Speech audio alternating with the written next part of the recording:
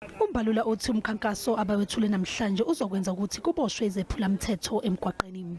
It's another momentous occasion, a moment when we release our inaugural monthly road statistics that will help us keep the finger on the pulse on the impact of our interventions.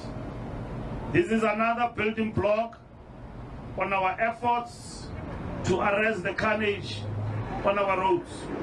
U-Mbalula uthi angeke bayimele inkohlakalo emaphoyiseni omgwaqo njengoba kuboshwa amaphoyisa 14 ngamacala enkohlakalo eGoli. We are moving in full steam to fight corruption.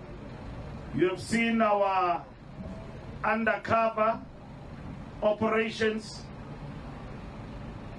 We have been briefed with the MMC that about 14 traffic officials in the city of Johannesburg have been arrested and convicted for corruption. Kenyanga yedlule kwabanje izivimba mgwaqo ezingu-1672 kwamiswa izimoto ezingu-741,027 kwathi ezingu-173,686 zathola izinhlawulo ezingu-4,846 zaboshwa ngamacala ahlukene.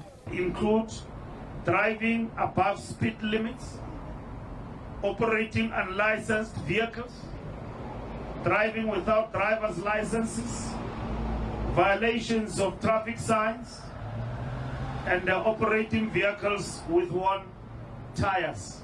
Wathi ukushayela udle amponjwana kuseyinselele enkulu.